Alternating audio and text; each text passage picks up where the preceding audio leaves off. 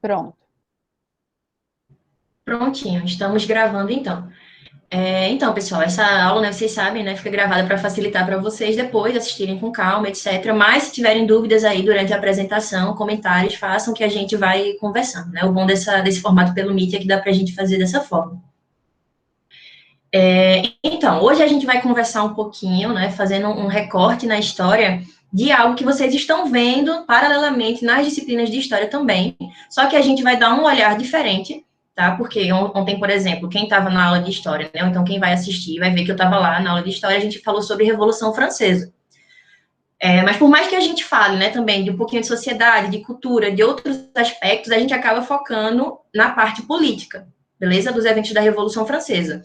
E aí, hoje, especificamente, eu e Silva vamos falar com vocês um pouquinho sobre os conceitos de liberdade, democracia e cidadania. Eu vou ficar com essa parte da liberdade, fazendo todo um aparato histórico, passando pela questão do iluminismo, que vocês também já viram, só que agora, qual vai ser a diferença? Eu vou dar uma perspectiva muito forte para esse conceito, liberdade, para essa questão.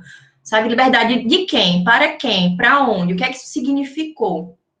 E aí depois a professora Silvia vai falar um pouquinho mais de democracia e cidadania, e vocês vão ver como todos esses conceitos, esses eventos são construções históricas, né? São movimentos que acontecem na história e são pessoas que agem, né? E são agentes que fazem com que essas coisas aconteçam. E aí, deixa eu passar aqui para vocês irem vendo. Tá aparecendo certinho, né, gente? Só para confirmar. Se alguém puder falar aí, Acho que tá tudo ok, Gil. pronto. Então show. Então, nessa primeira parte de liberdade, eu vou fazer isso, vou pegar um recorte lá do iluminismo, focando muito nessa questão da liberdade, como eu sempre gosto de falar, né, para vocês. Lembrem da interdisciplinaridade. Não sei se já viram, mas se não viram, provavelmente vão ver isso também em filosofia, tá? E isso aqui é um baú do tesouro para vocês, porque vocês podem pegar aí o caderninho e ir anotando, né? Quem gosta de fazer um mapa mental faz, para usar isso em redação, para usar isso em toda a parte de humanas, beleza? Depois a gente vai passar para a parte das revoluções. Eu vou focar de novo na Revolução Francesa, mas vocês vão ver que a independência, que os levantes que aconteceram também nos Estados Unidos, né, que antes era chamado de Virgínia, quando era uma colônia da Inglaterra, vocês vão ver que esses movimentos que aconteceram nos Estados Unidos também foram influenciados pelas teorias do iluminismo. Todos esses movimentos que vão acontecendo na modernidade, a partir do século XVII, XVIII e XIX, tem influência, uma influência intelectual, sabe? Existem filosofias políticas, teorias, que são criadas por alguém. Alguém criou essas teorias, beleza? E vocês vão ver que os agentes principais, nesse momento, é aquele pessoal da burguesia, é aquele pessoal que, quando a gente viu na Revolução Francesa ontem, né, a gente tem uma sociedade bem estratificada. A gente tem o clero, né, o alto clero, tem os nobres e tem o terceiro estado que tem burgueses, tem camponeses, né, tem a baixa burguesia também. E vocês vão ver que, vocês viram ontem, né, e hoje de novo vão ver novamente, que esse pessoal é o responsável por colocar para frente essa questão da revolução, de ter o pensamento burguês, de querer ter uma liberdade, para quê? Uma liberdade comercial, uma liberdade para não estar sujeito àquele poder da nobreza, àquele poder submetido à igreja, ao clero, entende? Essas pessoas estão querendo se desvincular desse tipo de sociedade e propor maior liberdade, tanto para que eles possam ter uma maior movimentação social, ou seja, aquele pessoal não quer ser os lascados que estão no terceiro estado, querem ascender socialmente por meio de uma liberdade. E essa liberdade vai vir com base no iluminismo. E aí, por fim, tá, eu vou trazer um pouquinho já para o século XX, e vocês vão ver que é o que a gente conhece como direitos humanos, hoje em dia, certo? São frutos dessas teorias aí sobre liberdade, direito do homem, direito dos cidadãos, e como uma coisa está ligada à outra. Então, esse assunto ele é extremamente atual e necessário, sempre é necessário, certo? A gente está vendo aí, né? Todos vocês estão acompanhando o que vem acontecendo, né? Desde sempre vem acontecendo, desde que o Brasil é Brasil, desde que o mundo é mundo. E é por isso que esse é um tema tão atual, independente do que vocês vão fazer, beleza? Se vocês querem ser, sei lá, engenheiros, médicos, professores, enfim, vocês precisam saber quais são os direitos de vocês precisam conhecer esse movimento da história e entender que esses direitos lá no século XIX não foram criados para todo mundo. Eles não incluíam todo mundo. Não era o direito para a mulher, direito para pessoas negras, direito para a população que estava sendo escravizada nas colônias. É uma contradição gigantesca esse momento. Tá? Então, aquele pessoal gritava, liberdade, igualdade. Mas, espera, liberdade para quem? Igualdade para quem? Então, a gente precisa conhecer a história, beleza? E aí, para a gente começar, eu vou trazer alguns dos teóricos iluministas. Eu sei que vocês já tiveram aula, por isso que eu não trouxe todos, tá? Eu trouxe os que são relevantes para essa aula agora, em relação com a liberdade, beleza? E aí, vocês vão ter isso na ficha, e os outros que eu não trouxe, vocês têm na ficha também da aula de iluminismo, tá? Eu dei uma olhadinha para não ficar repetitivo. Então, vamos lá. A gente vai falar aqui de algo conhecido como liberalismo. É uma teoria, tá? Que tem a ver com liberdade? Tem, né? O nome liberal também tem a ver com liberdade. E aí, um dos principais, né, um dos principais pais desse liberalismo, né, dessa questão de trazer à tona a liberdade dos indivíduos, e fiquem atentos, porque no liberalismo, algo que é muito importante é a liberdade do indivíduo, não é a liberdade da população como um todo, assim, como se fosse um corpo, sabe, de grandes pessoas tomando decisões em conjunto. Não. O foco do liberalismo é uma liberdade individual. E aí, John Locke, tá, esse teórico aí do século XVII, ele é inglês, ele vai surgir com essa teoria no momento, né, no qual está acontecendo na Inglaterra um movimento de tentar diminuir, de tentar tirar do poder aquele governo super autoritário. Então, está acontecendo lá na Inglaterra a Revolução Gloriosa, tá, de 1688, 89. E aí eles vão depor James II, e aí quando ele sai do poder, eles criam essa Declaração dos Direitos, em inglês é Bill of Rights.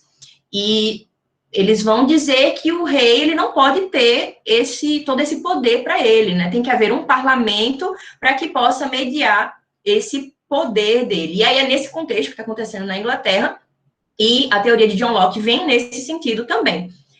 E aí é interessante que a gente veja que John Locke, tá? Esses filósofos desse período, os outros também a gente vai ver, eles criam teorias, e para criar essas teorias, né, eles fazem toda uma preparação, todo um movimento.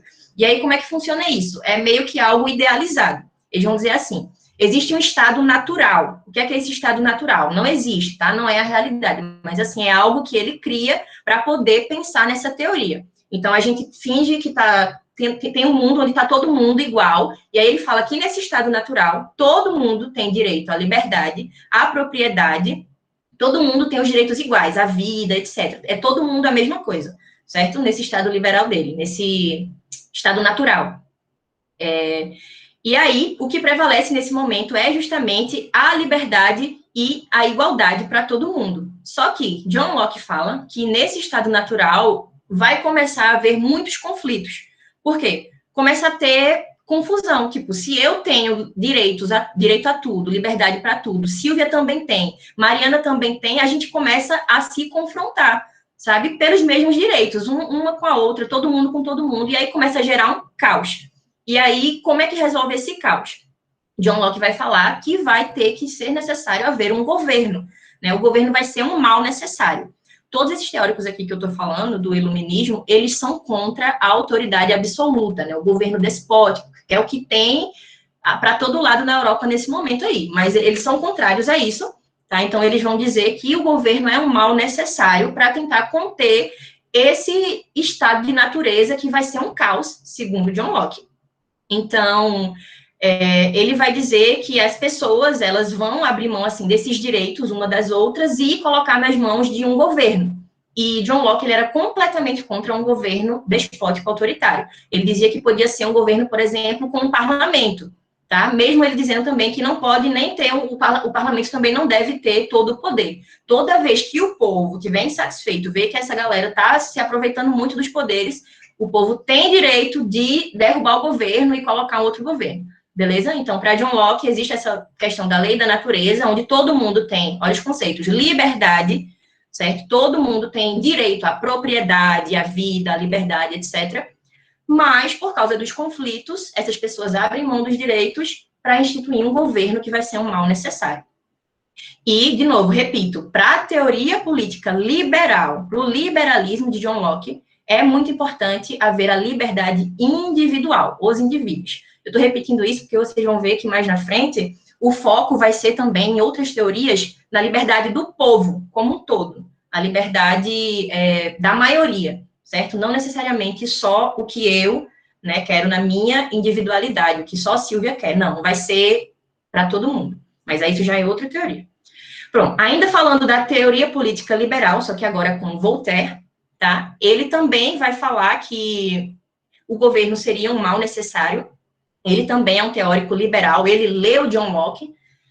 Então, mas para acrescentar, né, para ele também vai ter um fator bem importante, que é a questão da igreja, do cristianismo. Ele dizia que essa era uma coisa terrível, que não deveria existir no Estado de jeito nenhum, que seria abuso de poder se existisse. Inclusive, ele foi muito criticado pelo povo, né, pelo povão que tinha essa questão, né, da religião, do catolicismo, muito importante para eles. Então, quando chega um cara, né, falando que, nossa, vamos acabar com o cristianismo, isso é o mal do povo, então, ele sofreu bastante nesse sentido, né? O pessoal batia muito de frente com ele. E, de novo, como ele é um teórico liberal, ele vai dizer que algo muito importante são os direitos à liberdade, à propriedade e à proteção das leis, certo? E ele também vai ser contrário a um governo autoritário e despótico. Um outro nome é Montesquieu, e ele também é francês. E Voltaire também é francês, tá, gente? Eu esqueci de falar, mas ele também é da França. E observem que a gente está vendo esses teóricos surgindo e ascendendo justamente nos locais onde tem um regime de reis absolutos e que tem o poder concentrado. Por mais que houvesse o parlamento na Inglaterra, mas ainda assim a gente tem esse pessoal que tem o poder concentrado e tem abuso de poder, como vocês viram na França, né? A gente tem a caricatura máxima da França, que é Luís XIV, dizendo que ele é o Estado, quem manda sou eu, o Estado sou eu, né? Eu sou o Rei Sol.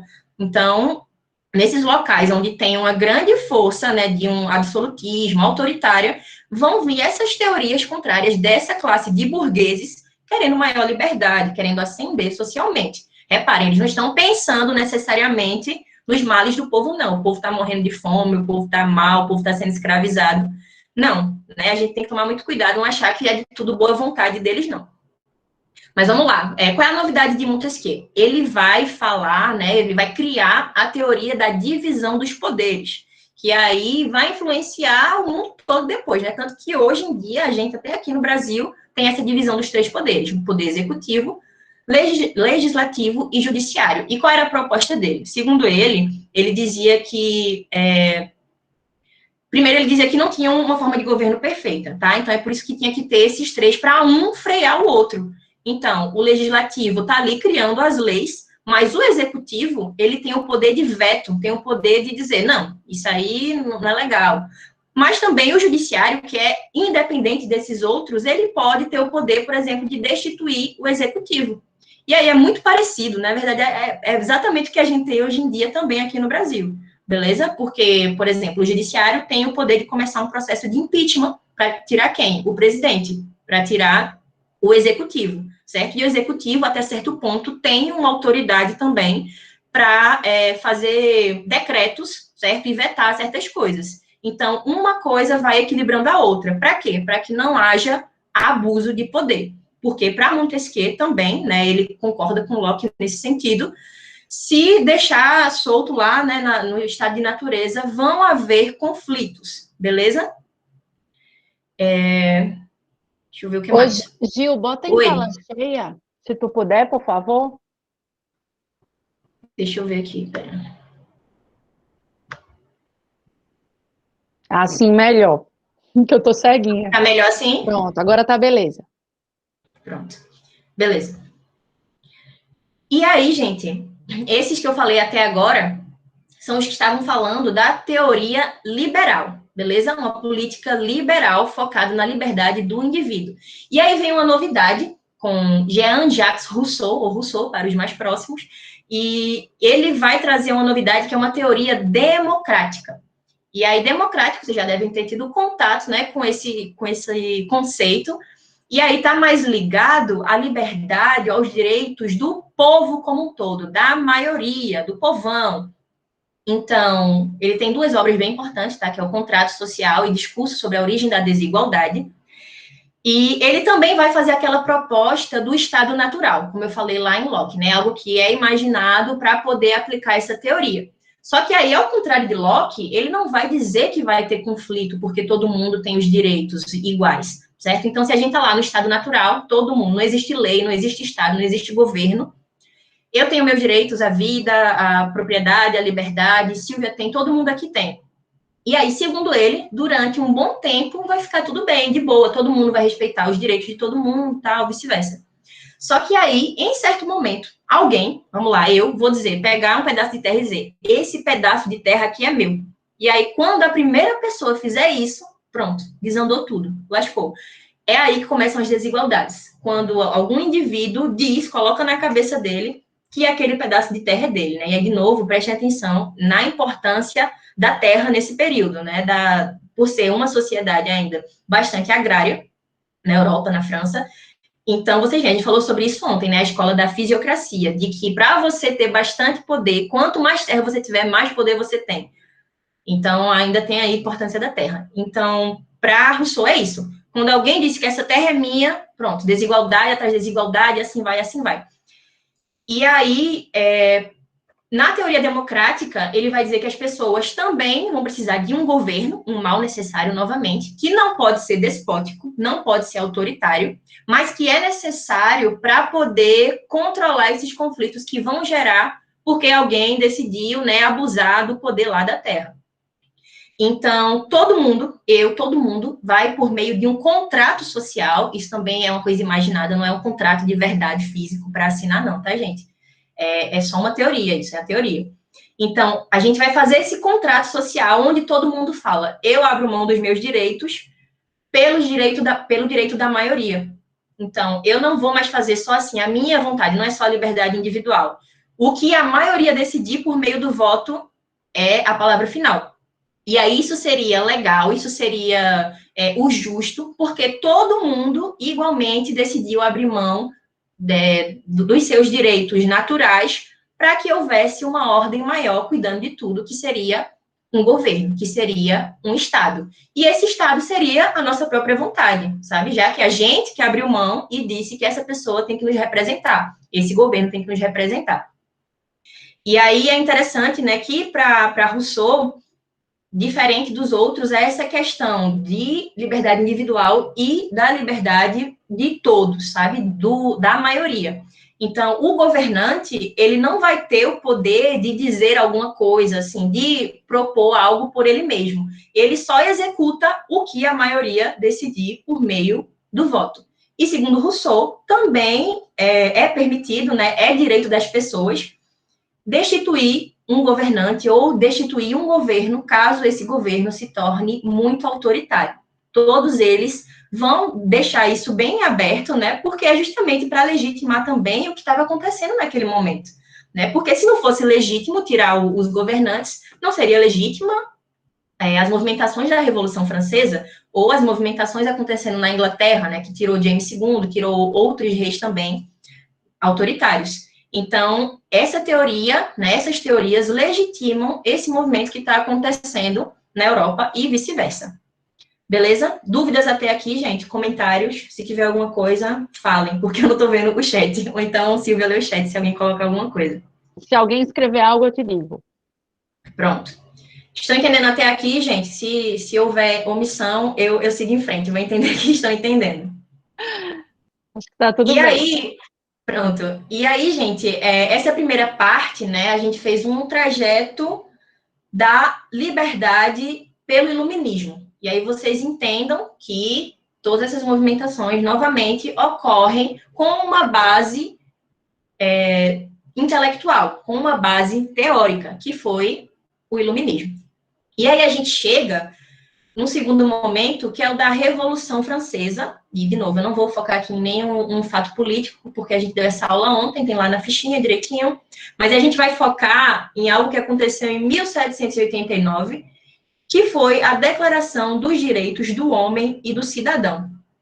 E aí, essa declaração, ela surge no momento em que está havendo um rompimento com símbolos autoritários, como, por exemplo, a tomada da Bastilha. A Bastilha era uma prisão francesa, né, na qual os reis, ele podia arbitrariamente prender pessoas, jogar o povo lá, só assim, porque ele decidiu, porque era um opositor político, né, era alguém que estava contrariando alguma ideia dele, e aí ele podia mandar prender sem ter um julgamento justo, né, podiam ter até sentenças que eram torturas, sabe, coisas cruéis mesmo, que podia fazer, porque afinal de contas ele era o rei, e segundo ele, Deus o tinha dado o poder para ficar ali. Então, a gente já está vendo que isso está mudando com a liberdade do iluminismo e também por meio dessa declaração agora dos direitos do homem e do cidadão. E aí, quando acontece, né, essa declaração, ela vem no momento de influência também do que estava acontecendo nos Estados Unidos da América. Tinha havido a Guerra de Independência, né? E lá eles fizeram uma Carta Magna, uma Constituição, no qual essa questão da liberdade era central também.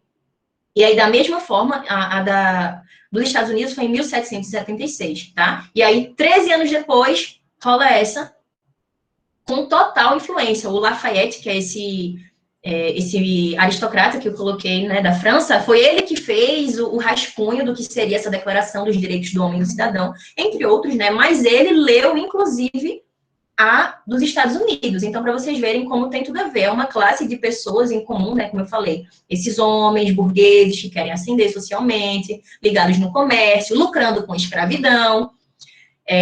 Então, tem uma influência uma coisa na outra.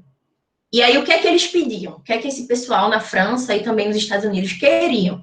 Né? Não era nem pediam, né? Estavam impondo, né? Estavam lutando para isso. Liberdade de imprensa, liberdade de religião, tributação igual, igualdade de tratamento perante a lei, que é algo que hoje a gente está até acostumado, né? Assim, é levado para um tribunal comum, claro que, né, entre altos e baixos, mas assim, na teoria, no direito, todo mundo está sendo julgado pela mesma lei, mas antes não era assim, sabe? Isso foi algo que precisou ser mudado. E proteção contra a prisão arbitrária. Todas essas foram demandas que surgiram nesse momento e tem a ver também com essa questão da liberdade e desses direitos. E aí eu trouxe alguns dos trechinhos dessa declaração. Ela tinha 17 artigos, tá, gente? Falando nessa questão da liberdade, dos direitos, né? O que é que eles estavam propondo ali naquele momento. E aí, dentre os trechos, eu vou ler para vocês. Pessoal, todos os homens nascem e permanecem livres e iguais em direitos. Isso aqui, inclusive, é algo que é super parecido com o que a gente tem hoje em dia na Declaração dos Direitos Humanos, né? De pós-Segunda Guerra Mundial. Proibidas ordens arbitrárias, que era o que mais tinha, né, em relação ao rei. Ninguém deve ser molestado por suas opiniões, mesmo as religiosas. A soberania deve se basear exclusivamente na nação, ou seja, está excluindo totalmente a questão da igreja, do poder divino, do sangue dos nobres, não é só porque eu sou um nobre, meu filho vai ser um nobre também. Não, isso aí para ele já era, tem que ser direitos iguais para todo mundo. E aí, né, começam a acontecer algumas movimentações que provavelmente nem esses burgueses, nem essas pessoas que pensaram, né, tinham calculado que ia acontecer. Porque eles estavam, sim, pensando nas condições deles, mas outros grupos, que a gente vai ver aqui, começaram a se apropriar, né, desses direitos, dessas movimentações que estavam acontecendo e tomando para si também, né, se tornando protagonistas dessa luta pelos direitos também, pela liberdade. Mas, assim, de primeiro, eu separei 3 coisas aqui que são importantes, né, de algumas consequências dessas declarações. Dentre elas, foi a abolição da tortura e punição cruel. De agora em diante, o acusado, antes de ser sentenciado, ele deveria ser julgado e, ainda mais, ainda vai mais fundo, ele deveria ser considerado inocente até que se prove o contrário. E aí, para os futuros estudantes de direito, os futuros advogados e juízes, isso aqui é o que vocês vão encontrar até hoje no direito, é algo primordial no estudo do direito, que é a presunção da inocência.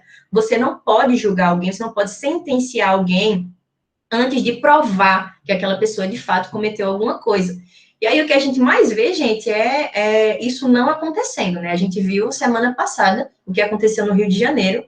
Então, de todas as óticas possíveis, inclusive as óticas legais, jurídicas do direito, não existe explicação para isso, porque você não pode, antes do julgamento, tomar algum tipo de ação nesse sentido de condenar alguém, entende? Isso é primordial. E aí a gente pensa, nossa, não, mas os direitos humanos é para defender bandido, para defender vagabundo. A gente tem que tomar muito cuidado. Se você fala isso, pensa isso, conhece alguém que fala isso, ó, das duas, uma. Ou é ignorância, no sentido de não conhecer realmente, né, esses processos da história, ou é uma pessoa que está agindo de má fé, para ser bem generosa com a palavra. Porque antes desse período, antes disso ser instituído como lei, como direito, de fato, o que acontecia era aquilo que eu falei, de você prender arbitrariamente, condenar arbitrariamente, independente, não interessa se o que você fez, o que você deixou de fazer, o que você imaginou, o que alguém imaginou que você estava fazendo. Então, a gente tem que tomar muito cuidado, né? E conhecer a história para a gente entender o porquê de certas coisas existirem como existem hoje em dia. Ô, Beleza? Giovana, deixa eu comentar só, Oi. não tem necessariamente a ver com isso que tu falou agora, mas eu fiquei pensando na guilhotina, que é algo, para a nossa visão de hoje, a nossa visão moderna, era algo assombroso, extremamente violento, mas pensando do ponto de vista das inovações do direito, a guilhotina foi algo incrível, porque poupa de sofrimento uma pessoa. A guilhotina já é a que você falou, é a morte não violenta, é a morte sem tortura. Porque antes, lembrem-se, teve o Tribunal da Inquisição, qual era a forma que se torturava? As coisas mais horríveis possíveis. E, nesse sentido, até nisso, a Revolução Francesa deixa um legado para a nossa atualidade, que é a respeito das condenações, né? A pena de morte, ainda que seja algo assombroso, acaba sendo indolor, entre aspas. Só um comentário. Muito, muito interessante, Silvia, bem interessante mesmo. Porque a gente, para hoje, a gente vendo, meu Deus do céu, cortava o pescoço da galera, mas é interessante, né? Que É, tinha porque na hora. um respeito nesse sentido de não causar o sofrimento alheio, né, com as torturas, etc. É realmente muito Verdade. interessante. Lembrei do caso aí de Pernambuco, de Calabar, que foi esquartejado, né? Ele foi condenado como traidor da pátria, que não existia pátria, era o reino de Portugal, foi esquartejado e as peças do seu corpo espalhadas pela cidade para que as pessoas aprendessem aquilo ali, a forma que não deveria fazer, enfim, foi um salto do século XVII para o século XVIII, XIX, mudou enormemente. Então, o legado da Revolução Francesa a gente precisa pensar de forma muito ampla, né? Para além das questões políticas, militares, enfim.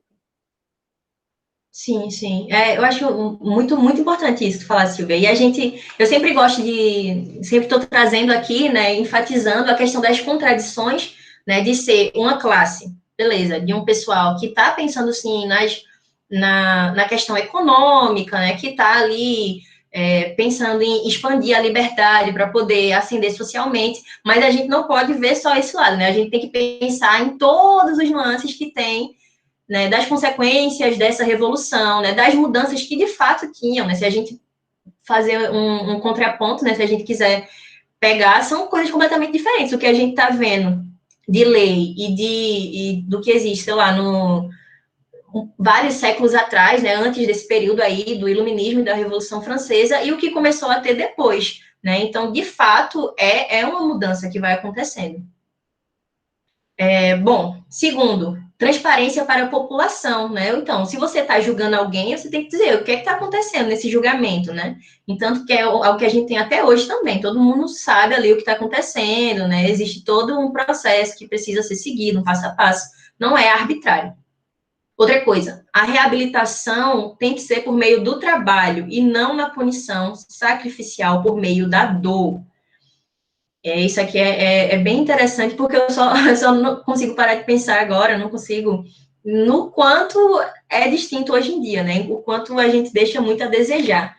Naquele período já desejava, já deixava a desejar, já se lutava por isso. Mas para vocês verem, né, o quanto essa questão não é de agora, não é de hoje, né, de 2 anos atrás, sabe? Isso é algo de séculos atrás. E, por fim, todos deveriam ser julgados nos mesmos tribunais, sob a mesma lei, independente se tu era camponês, se tu era um nobre, se tu era um aristocrata, burguês, todo mundo devia estar sujeito às mesmas leis e, portanto, às mesmas punições. Outra questão. E aí, lembra que eu falei que outros grupos começam a pegar, né, essa declaração, pô, peraí, liberdade, né, igualdade e fraternidade, que é o lema da Revolução Francesa, então essa liberdade tem que se aplicar para a gente também, né, a gente também tem direito a tudo isso aí, essa liberdade que vocês estão falando. E aí, dentre esses grupos, entram as minorias religiosas, porque até então, os judeus e protestantes, por exemplo, que eram minoria na França, eles não tinham participação política nas decisões políticas, não podiam ocupar cargos políticos importantes, inclusive também, já que a maioria, né, já que era um Estado sob influência do catolicismo. Então, o pessoal que fez essa declaração, que estava defendendo tudo isso de forma genérica, de forma abstrata, ou seja, eles não diziam os burgueses, homens brancos, têm direito à liberdade. Não, né? Eles podiam até ter pensado isso, mas na prática estava abstrato, estava genérico. Então, cabia para todo mundo devia ter direito àquilo. E aí os protestantes, primeiro, né, entraram para o debate, depois os judeus também, e aí, né, no meio dessa disputa, nem eles mesmos podiam voltar atrás, né? O pessoal que propôs essa declaração, né, por mais que houvessem, sim, disputas e contradições, mas eles agora tinham as demandas desses grupos também, dessas minorias. E aí, pouco a pouco, esses protestantes e esses judeus começaram a ganhar também o direito à cidadania e à participação política, certo? Essas lutas se intensificaram nesse período aí, ao longo do século XVIII e 19. Outra questão: negros, escravidão e raça. Como falar de direito à liberdade e igualdade, como falar de participação política naquele momento na Europa e não trazer à tona e não dar ouvido a essas demandas da população negra, né, de muita parte da população que estava sendo escravizada nas colônias. Era impossível, não dava para deixar de fora esse assunto, das duas partes, beleza? Tinham muitos burgueses, sim, que eles eram escravocratas, tá? Que estavam se valendo ali, estavam lucrando com a escravidão, sim. Mas também haviam pessoas que, né, até vou falar, quando for falar da parte das mulheres, que escreviam, sim, que traziam à tona esse debate, mas o que tem mais peso, o que tem mais força, é o próprio protagonismo dessas pessoas que estavam sendo escravizadas nas colônias. Prova disso vai ser a Revolução de São Domingos, que hoje é o Haiti, tá? A Revolução do Haiti. Em 1788, por exemplo, né, vai ser criada essa sociedade aí, Sociedade dos Amigos dos Negros, e essa sociedade não é formada por pessoas negras, não, tá, gente? Formada, criada lá na França, na Europa, e esse pessoal aí, né, entre aspas, né, que tinha boa vontade. A gente não pode ser inocente para pensar que essas questões são de boa vontade. Não, pelo contrário. O que estava acontecendo no Haiti, né, em São Domingos, era uma revolução sangrenta, que era muito complexa, e tinha gente de todos os lados lutando ali pela liberdade deles também. E aí, em 1791, vai ter a Revolução Haitiana, vai ter a abolição da escravidão lá, né, os escravizados, eles tomam o poder, né, e acabam lá com a escravidão lá. Tanto que na França, a escravidão só vai acabar 3 anos depois, né, da Revolução do Haiti, em 1794. Mesmo que, atenção aqui, ó, para vocês verem como é cheio de contradições. Alguns anos depois, né, no início do século XIX, quando Napoleão se torna imperador da França, ele restitui a escravidão, que só vai acabar de novo anos depois, quando ele perde a guerra novamente, né, quando ele morre, etc. Mas para vocês verem, né, que de boa vontade não existia nada, na realidade. A gente tem que sempre pensar, né, com esse olhar e dar protagonismo para quem realmente tem protagonismo, que são esses agentes, essas pessoas que, claro, se apropriaram desse discurso burguês liberal que estava acontecendo na Europa, se apropriaram e trouxeram para eles mesmos em busca dos seus próprios direitos, da sua própria liberdade, tá? E isso não vai ficar só no Haiti, não vai ficar só na Europa. A gente viu na aula de ontem, inclusive, que por toda a Europa essa questão, não só da escravidão, mas da liberdade, vai se espalhar para outros países também, lutando contra esses governos autoritários e despóticos. E nas Américas também, vocês vão ter aula isso depois, né? Acredito que os professores que derem aula de História do Brasil vão falar da influência, sim, das teorias iluministas aqui também no Brasil, né? Mas esse é assunto para outra aula. Mas só para vocês saberem que, de fato, vão acontecer várias mudanças e influências nesse período. E aí a gente chega também em um ponto que até agora a gente não falou, que foi o direito das mulheres. As mulheres, elas eram incluídas nesse debate? Não eram, não eram. E aí, de que mulheres eu estou falando? Existem várias classes de mulheres. A gente não está falando aqui das mulheres da nobreza, tá? A gente não está falando de nobre aqui. A gente está focado realmente nessa classe de burgueses e camponeses, tá? Que na França, especificamente, fazia parte do terceiro estado. E aí essas mulheres participavam, elas não eram incluídas, não eram incluídas pelos homens, né, que pensaram e fizeram essas movimentações, mas elas participavam sim. Tanto as mulheres camponesas e seus filhos, crianças, participavam de marchas, inclusive pelos seus direitos e eu nem digo tanto pelos direitos, mas no sentido de quando estava acontecendo crise na França e o pessoal estava passando fome, essas mulheres se colocavam lá na frente mesmo, né, para reivindicar por mudança, né, queriam alimentar os filhos, queriam se alimentar. E também mulheres burguesas, tá, que normalmente tinham um pouco mais de instrução, algumas escreviam, publicavam, etc. Essas sim também escreviam e lutavam pelos direitos das mulheres. E aí, eu tinha esquecido o nome quando eu estava falando anteriormente, mas foi esse marquês aí chamado Condorcet, que ele é um homem, tá? E ele escreveu sobre a admissão das mulheres aos direitos da cidadania. Então, ele mesmo, né, alguns homens, algumas pessoas, de fato, queriam expandiam essa questão dos direitos para outros grupos, tá? Ele escrevia tanto contra a escravidão, mas também em relação aos direitos das mulheres. E, claro, as próprias mulheres, que durante esse período do século XVIII e XIX vão criar até mais de 50 clubes políticos, tá? No qual eles se reúnem e ali vão estar discutindo o que é que está acontecendo na Assembleia, o que é que está acontecendo na França, mas, claro, muitas vezes rechaçadas e perseguidas, visto que, né, até hoje, né, a gente sabe que a gente vive nessa sociedade que não inclui, né, de boa vontade essa questão das mulheres. Então, eu trouxe aí a Olympe de Gouges, ela é francesa, e ela vai escrever essa Declaração dos Direitos da Mulher, que é como se fosse uma cópia, só que incluindo uma cópia dos direitos do homem e do cidadão, que só pelo nome, né, a gente já fica, meu Deus do céu, nem para colocar, sei lá, seres humanos, dos homens e das mulheres, não. Era direito do homem mesmo, sabe? E eu achei sensacional essa imagem que tu encontrou. Muito bacana. Não é legal? Eu só Não. fiquei pensando nessa questão E dos clubes, sabe? é verdade. E o que tu falou antes, pegando o gancho sobre essa questão das manifestações, que elas participavam, ainda que não de forma efetivamente ativa, né?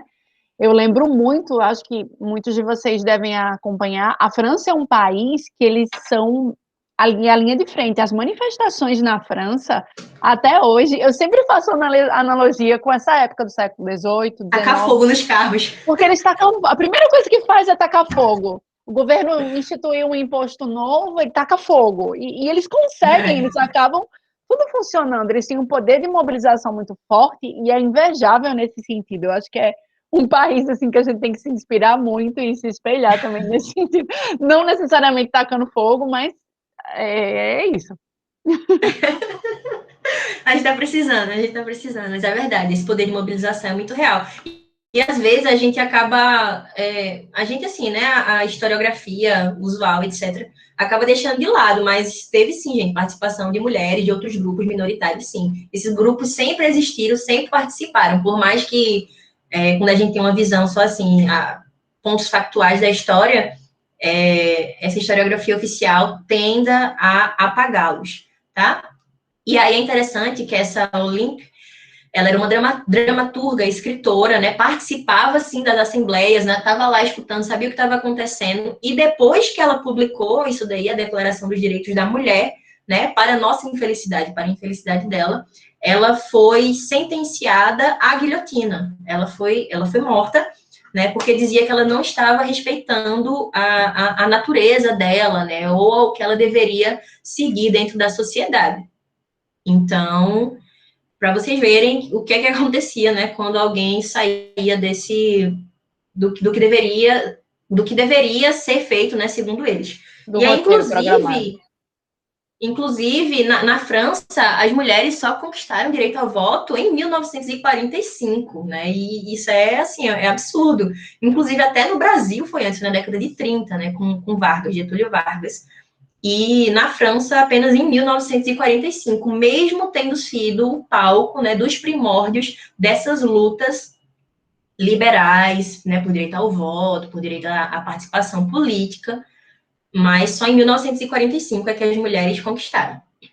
Ô, prof, Oi.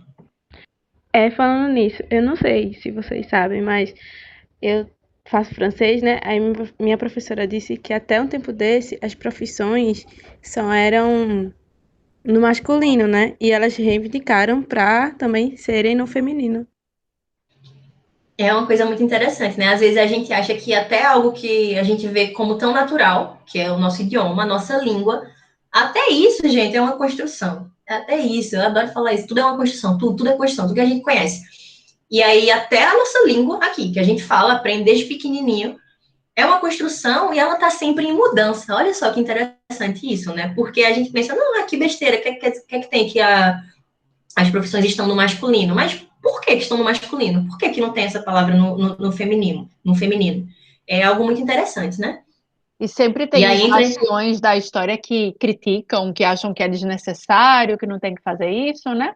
Sempre tem. isso. Eu lembrei até, né, que essa é outra discussão, a gente conversa sobre isso outro dia, mas é da questão da linguagem neutra, né?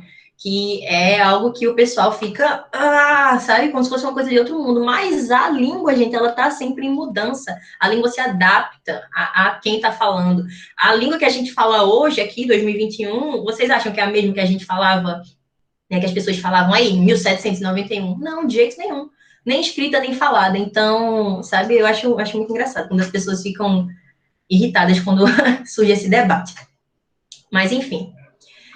E, por fim, gente, a última consequência, né, desse momento aí na França e na Europa foi, finalmente, 2 anos depois da queda da Bastilha e da Declaração dos Direitos do Homem e do Cidadão, foi a Constituição Francesa de 1791. E aí a França ela não vai se tornar uma república democrática, né? Vai se tornar uma monarquia, porém moderada, e que o poder, as decisões políticas vão favorecer esse grupo que a gente está falando desde o começo, que é a burguesia, beleza? Outra característica também é a separação dos poderes, com a influência lá do Montesquieu. Lembra do executivo, né, judiciário, legislativo, né, todo esse equilíbrio, etc. Então, todas essas teorias que a gente viu, elas vão ter influência nessa Constituição. E aí, só para a gente ver, né, as contradições novamente, o direito ao voto, portanto, só se restringia às pessoas que pudessem pagar um imposto equivalente a 3 dias de salário. Então, já exclui aí um monte de gente, né? Primeiro excluía a mulher, primeiro excluía também população negra, que a gente está falando de homens brancos e que têm uma certa grana para ou pagar esse imposto ou ainda só podiam ocupar certos cargos esses cidadãos que possuíam posses. Então, exclui um monte de gente aí. Então, foi revolução? Foi liberdade? Foi. Mas para um grupo restrito de pessoas, né? E apesar disso, a gente sabe que eles não controlavam tudo, então isso depois se expandiu para outras questões, como a da mulher, né? De minorias religiosas, etc. E aí, aqui, gente, a gente entra no último tópico, antes de eu passar para a Silvia, que é o que a gente conhece hoje como a Declaração Universal dos Direitos Humanos, não mais dos direitos do homem, como foi na França, e atenção.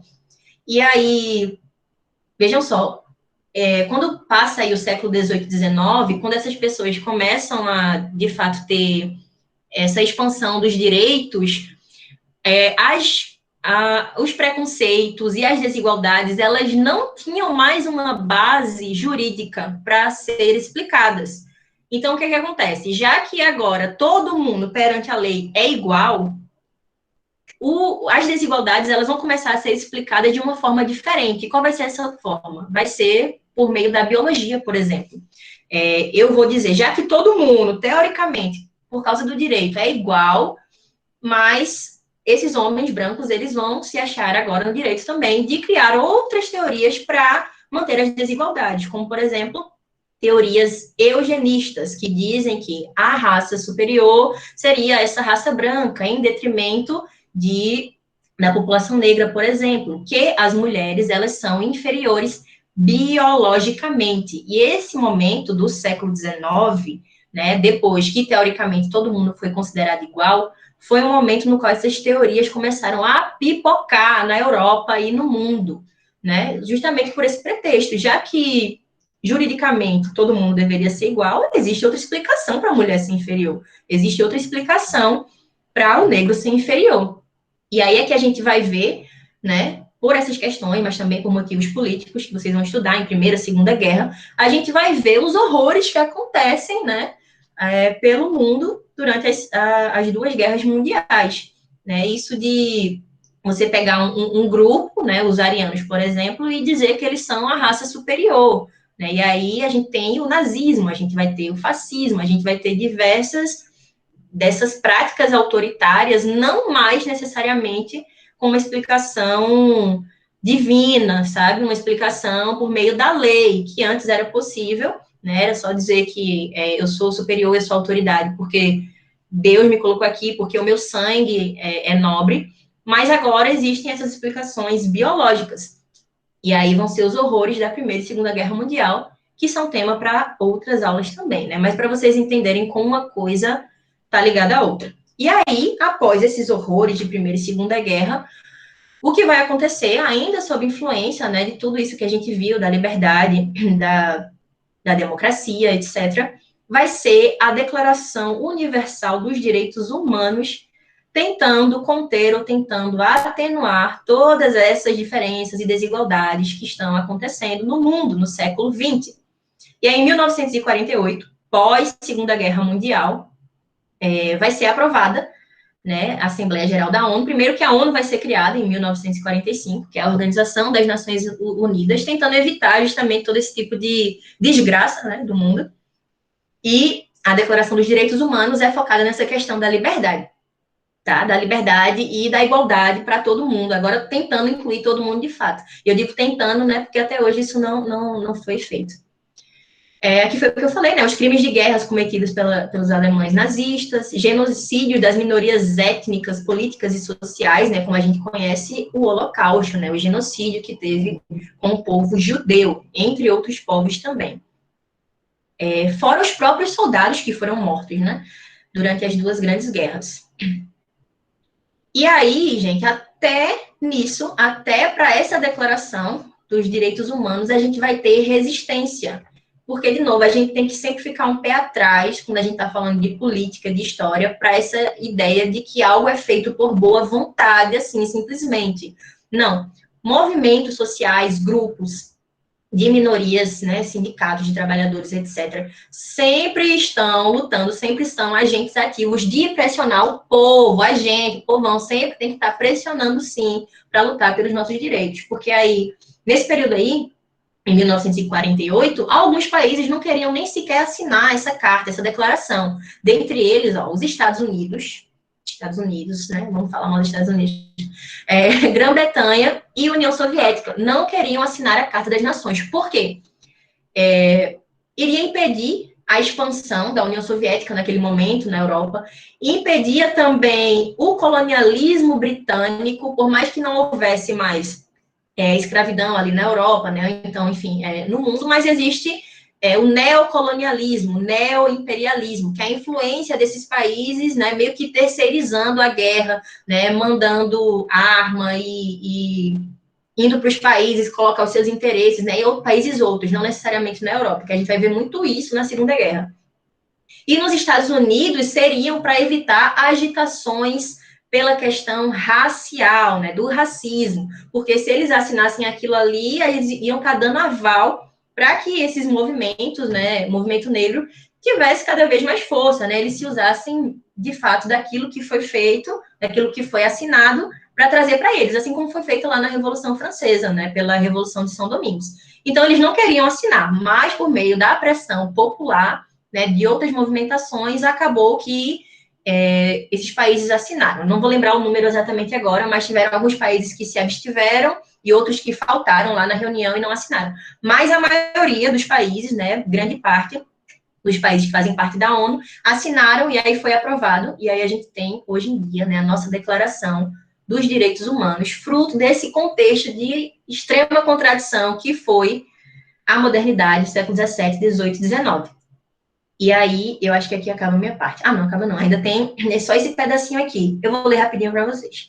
Vejam só. A Assembleia Geral proclama a presente Declaração Universal, veja só, dos direitos humanos como ideal comum a ser atingido por todos os povos, com o objetivo de que cada indivíduo e cada órgão da sociedade, tendo sempre em mente esta declaração, se esforce através do ensino da educação, para promover, olha só, gente, o respeito aos direitos e liberdades, olha só como a liberdade está sempre em pauta, e pela adoção de medidas progressivas de caráter nacional e internacional, para assegurar o seu reconhecimento e sua observância universal.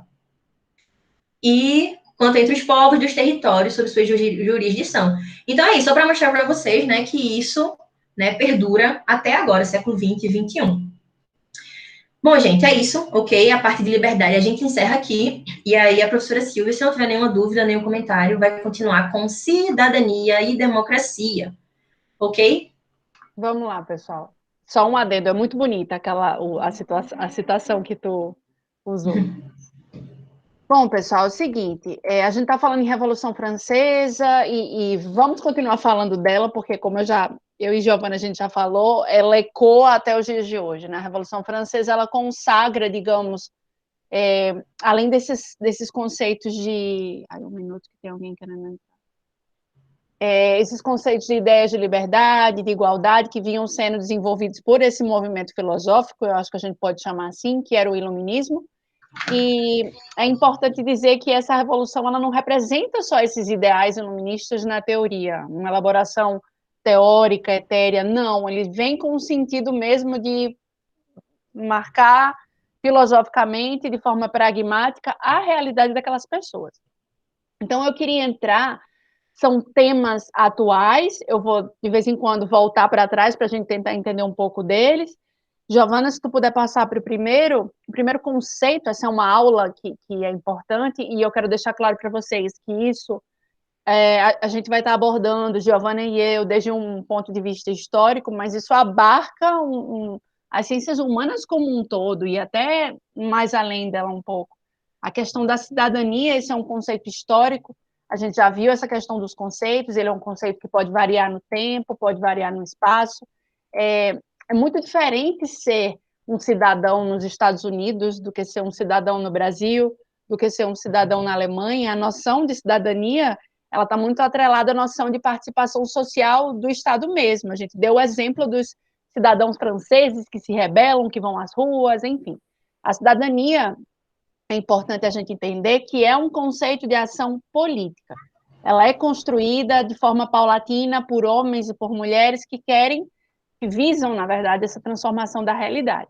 Então, nesse sentido de cidadania, a gente precisa impreterivelmente pensar nos negros, nas mulheres, como a Giovana tanto mencionou, nos imigrantes, nas minorias étnicas, nos indígenas, na população LGBT, as pessoas com deficiência, enfim, os excluídos de um modo geral, que são atores políticos que vivem fazendo essa cidadania acontecer a cada embate, ainda que para nós supostamente pessoas que, enfim, a gente não faz parte a gente não está efetivamente se rebelando, mas é importante a gente saber que por trás das amarras as pessoas estão se movendo, a cidadania é um conceito em mutação, e eu lembrei muito, semana que vem a gente vai ter o dia 17 de maio, um dia famoso, o Dia Internacional da Luta contra a LGBTfobia, e eu acho que através dessa prática da cidadania, da promoção dos direitos da minoria, que a gente evolui como sociedade mesmo, né? Então, historicamente, essa questão da cidadania, ela é muito confundida com a democracia, ou seja, a democracia que seria o direito de participação política, o direito de votar, o direito de ser votado. O voto seria uma garantia de cidadania, mas a cidadania não pode se resumir ao exercício do voto. Não sei se ficou claro, mas a gente precisa diferenciar esses dois conceitos, porque eles são irmãos, são similares, mas não são os mesmos, né? Então, quanto à origem histórica da nossa cidadania, a gente já viu na Grécia clássica, vocês já devem lembrar, na Roma também, é um conceito em mutação, muito diferente da nossa cidadania atual. Só para lembrar vocês, na Grécia só os homens gregos e livres, eles eram os cidadãos, eles podiam exercer uma democracia supostamente direta. É interessante pensar que o conceito de cidadania para os romanos está muito vinculado ao fato de se pertencer a uma cidade. Se um cara pertencia a uma cidade, ele podia exercer direitos sobre aquela cidade. E o conceito de cidadania que a gente tem hoje, ele nasce sob a égide da Revolução Francesa. Ele é fruto das revoluções que vocês viram ontem, das revoluções burguesas, ele é fruto da Revolução Francesa, como Giovana mencionou, da independência dos Estados Unidos, mas também da Revolução Industrial. Às vezes a gente esquece desse último tópico. Então, nesse contexto, como Giovana bem desenhou, essas constituições francesa e norte-americanas, elas foram praticamente os documentos que fundamentaram toda essa questão da cidadania moderna. A influência é tão grande que no mundo atual, que os princípios liberais eles foram muito bem absorvidos pela Declaração Universal dos Direitos do Homem e também posteriormente a da ONU. Então é importante a gente lembrar de diferenciar também que com esse conceito de cidadania nasce o conceito de Estado de Direito, que era típico da sociedade burguesa nascida no século XVI, que é um conceito muito diferente do conceito de Estado de nascimento, que foi aquele que a gente viu no período feudal, que estava muito vinculado à aristocracia. O que mais eu posso falar? A cidadania, então, ela é apresentada, um tópico que é apresentado de uma forma que promova a inclusão total da pessoa humana, né? Todas as pessoas supostamente são cidadãos com direitos políticos, sociais e civis. Tem esse mosaicozinho aí que explica um pouco, mas a questão é que o próprio conceito de cidadania ele foi criado em meio a um processo de exclusão, né? A cidadania foi excludente na Grécia, foi excludente em Roma, foi excludente nos Estados Unidos, na França, né? Inicialmente a burguesia revolucionária elas até simpatizavam com esse conceito de cidadania mais ampla, uma cidadania que abarcasse, sei lá, camponeses, artesãos, trabalhadores em gerais, mas após chegarem no poder, aí começa a relativizar as coisas. Isso ocorre frequentemente, né? A concepção burguesa do Estado de Direito passa a condicionar o direito à cidadania àquele cidadão que fosse o cidadão proprietário, né? A liberdade, como o Giovana bem falou, eu fico pensando sempre, ela é garantida pela lei, mas é um conceito quase que fictício, né? Porque não existe efetivamente. No contexto latino-americano, pensando na gente, no século XIX, que está muito vinculado à formação dos estados nacionais, que a gente vai ver numa aula mais para frente, pouquíssimas pessoas eram consideradas cidadãos, né? O Estado Nacional Brasileiro, durante o Império, sempre excluiu escravos, excluiu depois os escravos libertos, os escravizados, as mulheres, os pobres. Na Primeira República também, ainda que nesse momento comece a se intensificar a expressão de determinados grupos, a gente vai ver isso tudo. Eu estou falando muito brevemente, mas é só para vocês entenderem o percurso da cidadania no Estado brasileiro. Na década de 30, acontece um boom, né, que é palco de remodelações no Estado brasileiro. A gente vê com Vargas também a legislação previdenciária, a modificação na legislação trabalhista. Os trabalhadores começam a participar mais de sindicatos, a gente elabora um código eleitoral que passa a incluir, como Giovana disse, o direito a voto dessas mulheres, só que esse direito alcançado por elas não significava a aquisição dos direitos sociais. Só com a Constituição de 88 que as coisas começam efetivamente a mudar. Todos esses grupos pequenos que eu estou falando, escravizados, mulheres, minorias étnicas, eles lutaram muito para assegurar os seus direitos, o que faz a gente entender que a cidadania não é um conjunto formal de direitos e deveres, ela é prática cotidiana, deve ser praticada cotidianamente e vivenciada a partir desses princípios democráticos, né? Um resumo que a gente poderia fazer, eu deixei isso tudo aí, depois a gente vai passar a ficha para vocês, a gente pode entender a cidadania como uma prática de reivindicação, de interesse pela coletividade, organização de associações, luta pela qualidade de vida. Você pode exercer sua cidadania dentro da sua casa, com a sua família, no bairro, no trabalho, na escola, né? E isso implica num aprendizado cotidiano, uma mudança de conduta nossa mesmo diante da sociedade. E eu acho interessante também a gente pontuar, recordem bem que esse conceito de cidadania, ele não pode estar vinculado a soluções individualistas, digamos assim, estimuladas até pelo próprio sistema social que a gente vive. Porque a partir do momento que a gente abandona a defesa de uma coletividade, a gente enfraquece a cidadania do nosso país, do nosso bairro, enfim. Giovana, se tu puder passar para o próximo conceito, eu queria que vocês... Eu vou passar. Só acrescentar uma coisinha, Silvia, porque na hora que tu falou essa questão agora de... que é algo que está em debate, né, que às vezes a gente esquece, que é agora na pandemia e o uso das máscaras, né, que é algo que se tornou bastante obrigatório, e aí a gente prestar atenção, gente, que existem sim direitos individuais, né, no sentido, pô, eu tenho minha liberdade, eu sou obrigada a usar um negócio, não, eu não quero.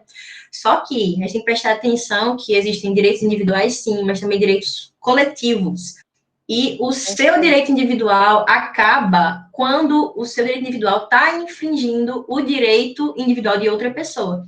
Então, se você decide estar desprotegido, não quer usar a máscara, beleza, faça isso na sua casa sozinho. Só que a partir do momento que você está na rua e está infringindo o direito individual da outra pessoa de viver, né, de ter saúde, o seu direito individual acaba aí. Então, eu achei bem interessante, né, essa distinção que tu fez de direito individual e coletivo. Perfeito essa tua colocação, sensacional.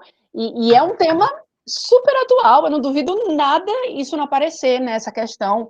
A questão da vacinação, a questão de utilizar máscara ou não, tudo isso é um compromisso coletivo que não pode jamais se sobrepor a uma questão de picuinha, um individualismo, entendeu? A gente tem que ter muito isso em claro, e eu acho que agora, cada vez mais, a gente vai ter que estar trabalhando essa questão dos direitos, democracia, cidadania, né, enfim. E falando especificamente de democracia, eu coloquei aí de forma muito breve, mas, enfim, o conceito é muito mais profundo, seria essa forma de governo que tem como característica básica a escolha dos governantes pelo povo, né, ponto.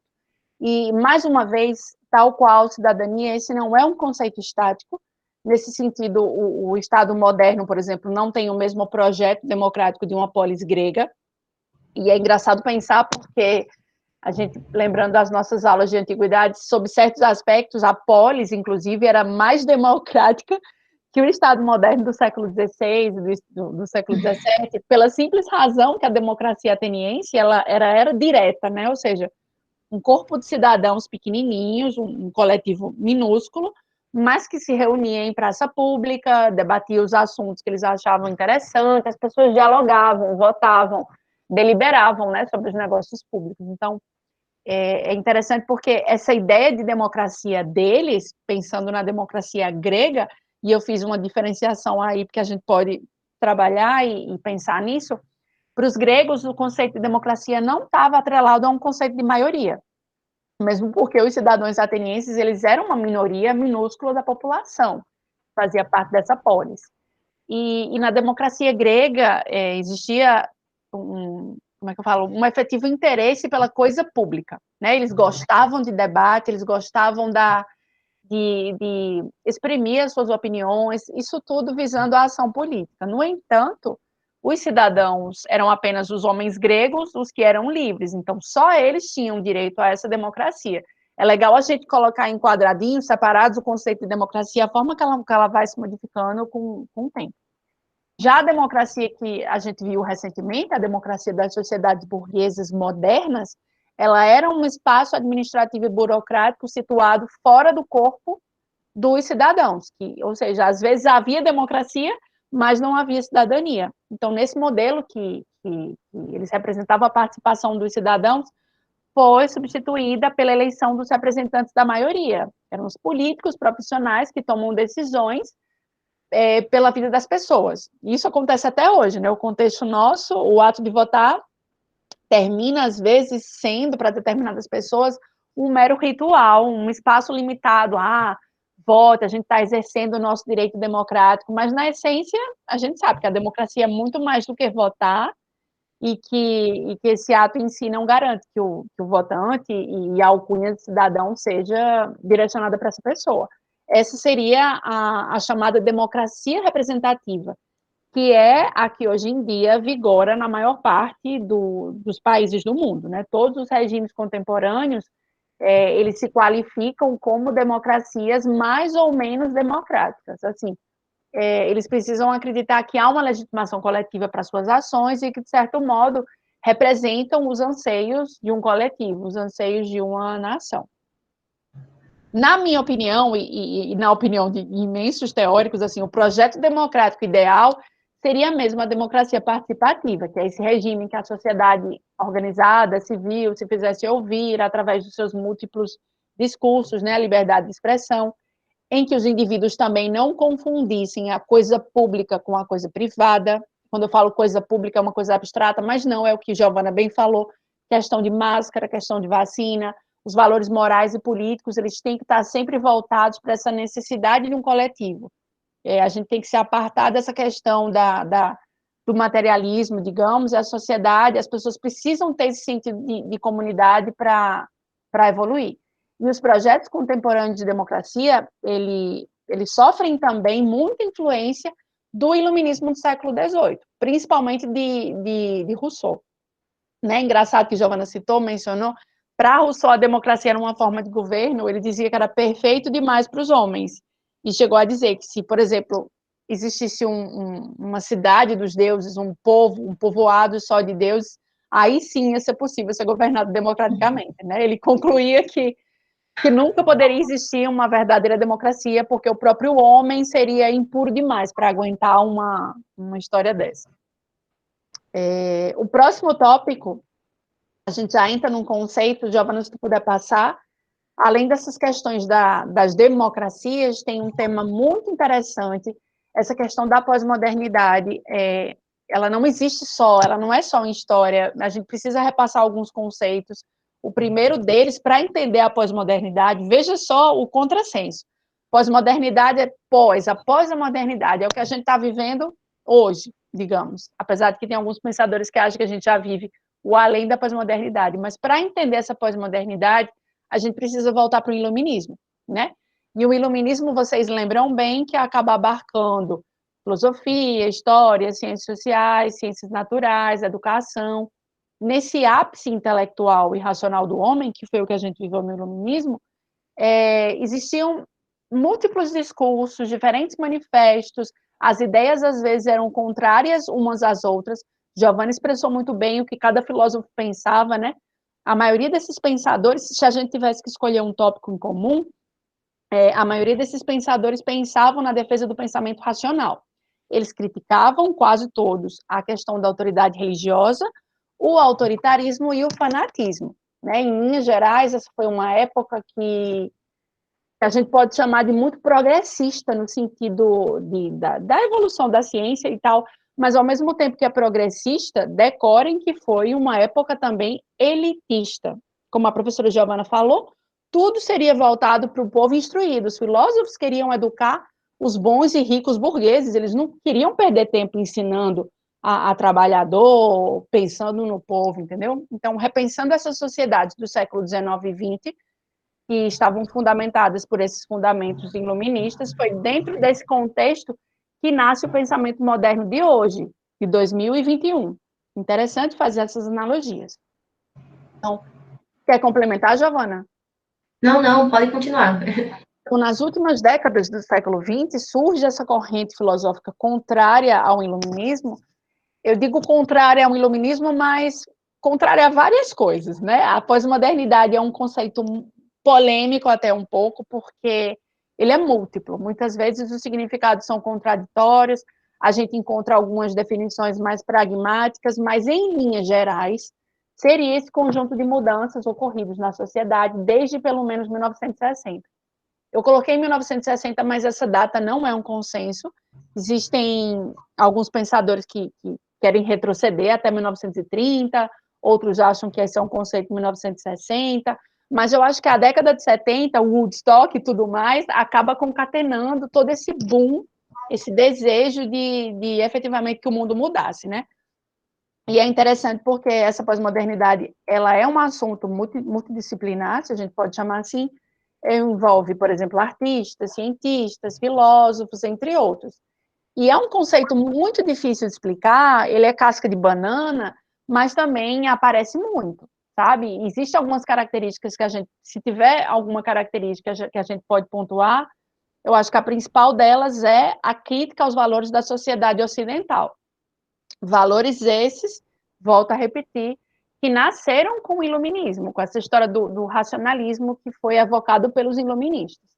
Né? Eles criticam os pós-modernos criticam muito o predomínio das sociedades ocidentais sobre o mundo, a imposição dos seus valores sobre o mundo. Eles criticam também essa supremacia do cientificismo, do progresso, esse culto ao progresso.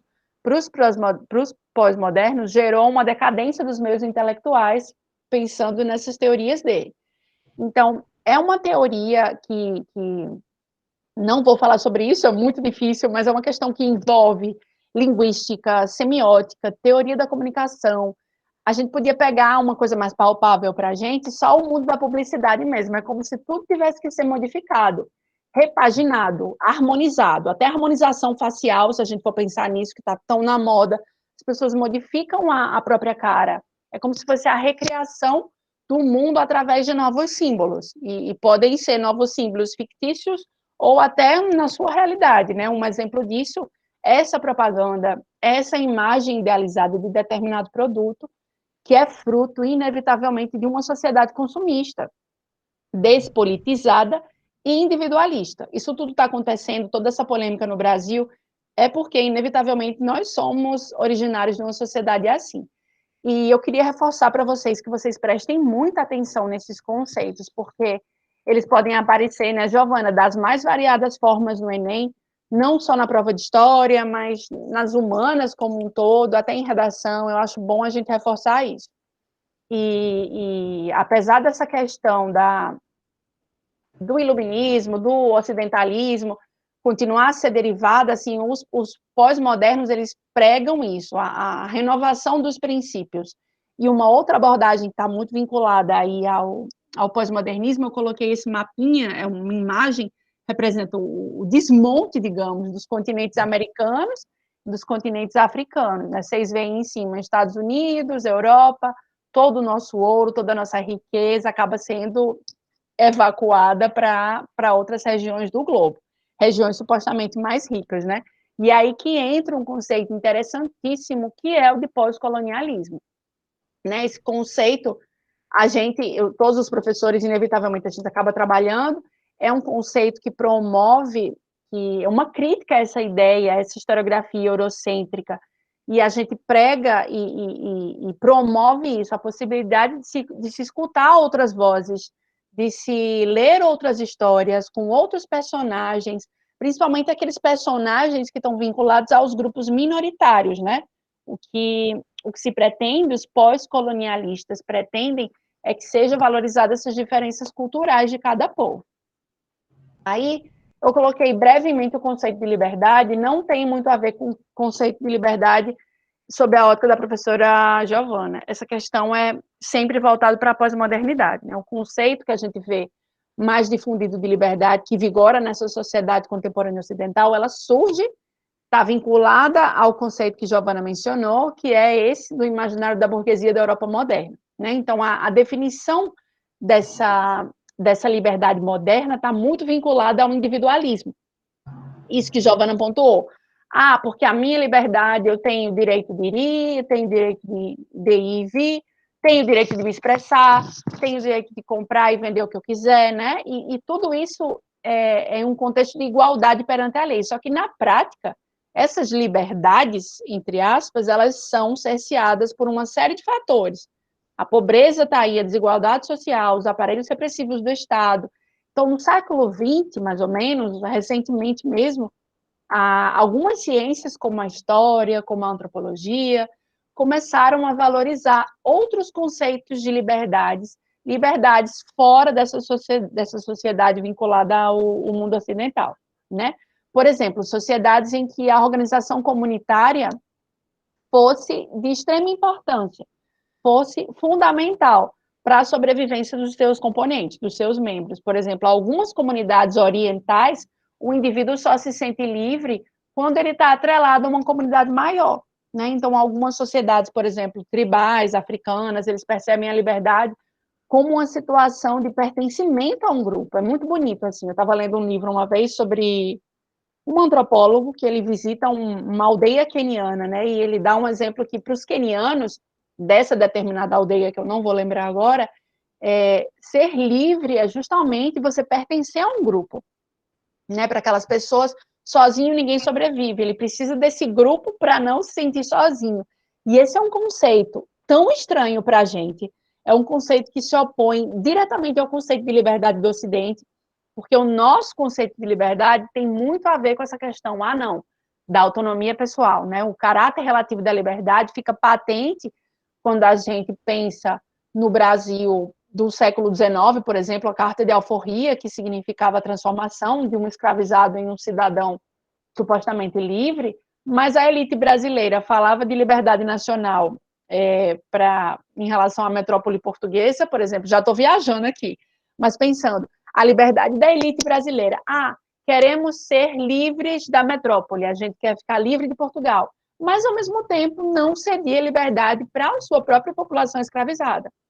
Né? Enfim, é um conceito dúbio, ou mais que isso, um conceito mutante, que pode ser utilizado das mais variadas formas. Existia a liberdade dos revolucionários franceses, que estava muito vinculada aos princípios jurídicos, como vocês viram na aula passada.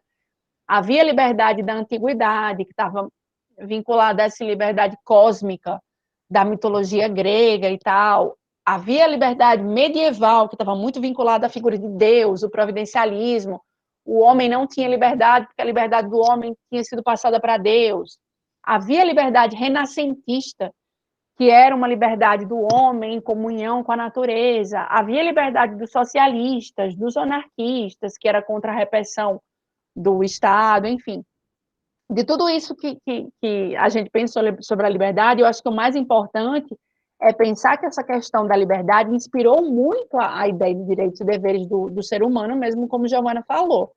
E é importante pensar essa liberdade como uma construção histórica, ou seja, como uma noção que muda constantemente ao longo do tempo. E certamente vai mudar daqui a 100 anos, 200 anos, nenhum conceito é estático e definitivo. Giovana, se tu puder passar, não sei se tu quer complementar, pensando ainda nessa questão das liberdades, cidadania, democracia e das minorias na nossa sociedade, eu decidi colocar esse tópico porque foi um dos temas quentes do Enem, né?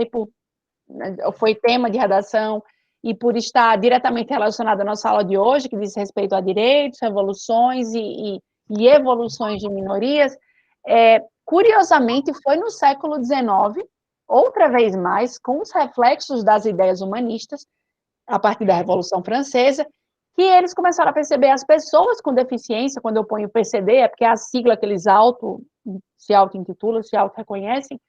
Foi com a Revolução Francesa que eles começaram a perceber que as pessoas com deficiência não precisavam apenas de uma atenção médica, mas deveriam também ter uma atenção mais ampliada, uma atenção especializada nesse período, por exemplo, que isso começa a constituição de organizações para estudar os problemas de cada deficiência.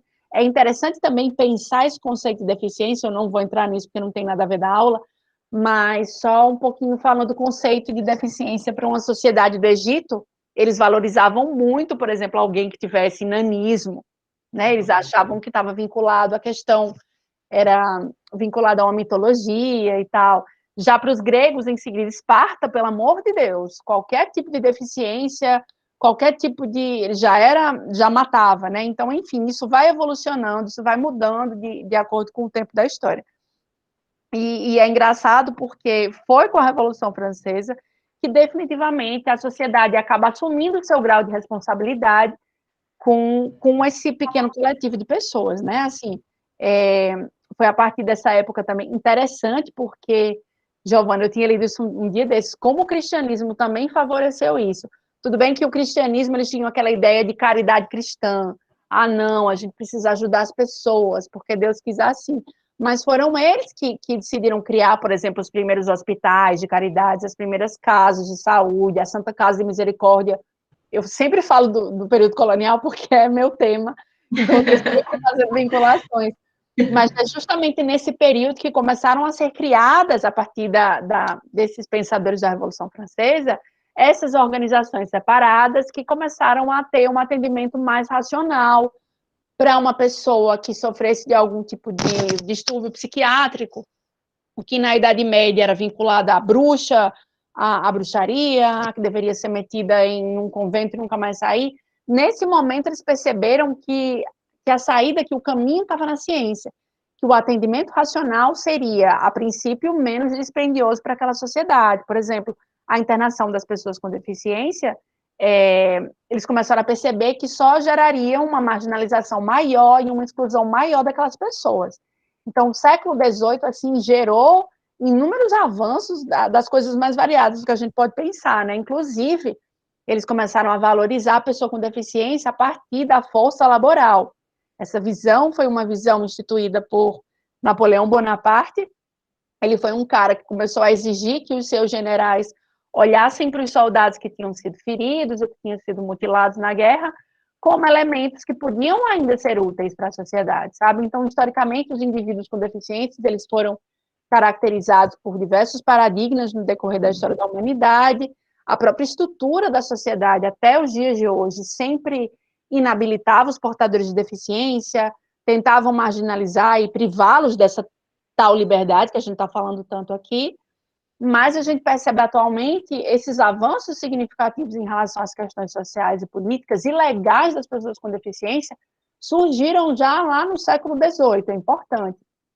E por que eu trago esse debate, que deveria estar presente não apenas em aulas de história, mas em todas as disciplinas, porque o Brasil é um dos países que mais tem pessoas com deficiência. São atualmente mais de 46 milhões de brasileiros que vivem com algum grau de deficiência, né? Então, nas escolas, esse problema da inclusão social começa desde cedo. Vocês devem saber que falta intérprete para a língua de sinais, Libras, falta acesso, falta rampa, falta tudo. Assim, a maioria dos alunos também, se tem alguma deficiência, a escola se acha no direito de rejeitar determinado aluno, porque não, sei lá, as aulas são no segundo andar e não tem um elevador para aquele aluno, né? É sempre interessante a gente pensar essa questão dos espaços educativos, e aí eu coloquei esse último tópico, educação inclusiva, educação especial, porque a nossa querida primeira-dama, a esposa do nosso, enfim, do presidente, a Michele Bolsonaro, ela de vez em quando, né, está muito vinculada com essa questão nas pessoas com deficiência e tal,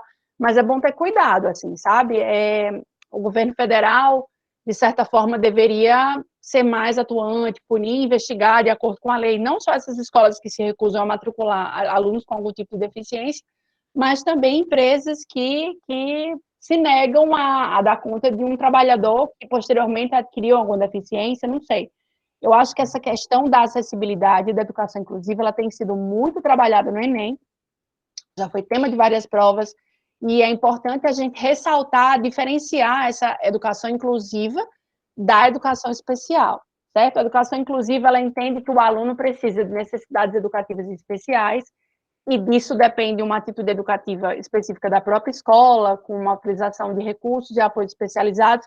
Eu fui professora do ensino médio e eu sei que o acesso é dificílimo para os alunos com algum tipo de necessidade educativa, né? Mas só que para construir essa cidadania que a gente vem falando desde o século XVIII, é muito importante que exista o respeito aos direitos e às liberdades humanas e individuais de todos os tipos de existência, né? Então, a educação inclusiva significa educar todas as crianças dentro de um mesmo contexto escolar. Optar por esse tipo de educação não significa negar as dificuldades dos estudantes, mas sim incluí-los como parte da diversidade humana. E eu acho que esse é um caminho para a gente caminhar para chegar numa sociedade mais justa, na qual os direitos não são tratados como favores, né? Eu botei aí essa questão do um direito, não um favor. E eu acho que não tem mais nenhum slide, né, Giovana? Não, acho que não. Mas esse tema quentíssimo, viu, pessoal, para Enem, para qualquer vestibular que vocês forem fazer, né? Eu acho que essa aula, né, essa questão da entender a liberdade como algo que não é estático, né, como Silvia falou, como algo que vem sofrendo mudanças e está em constante mudança na sociedade, de como um grupo que luta, que reivindica a liberdade, não necessariamente está incluindo outros grupos minoritários. Isso no Iluminismo, na Revolução Francesa, no período medieval, né, na Grécia e Roma antigas, e na contemporaneidade, né, como Silvia trouxe essa questão das pessoas com deficiência. Então, para a gente entender como isso não é algo estático, como é o conceito de liberdade, cidadania e democracia, que está em constante disputa, né, política também e participação dos próprios agentes, né? É um tema muito, muito, muito quente mesmo para Enem. É verdade. E eu acho que a gente conclui aqui a nossa aula, né? Se vocês quiserem fazer algum comentário no chat, de todo modo a aula vai estar disponibilizada online. Eu acho que eu já posso parar de gravar, né? Isso, se ninguém tiver nenhum comentário, dúvida, nada, tu pode parar aí a gravação pra gente.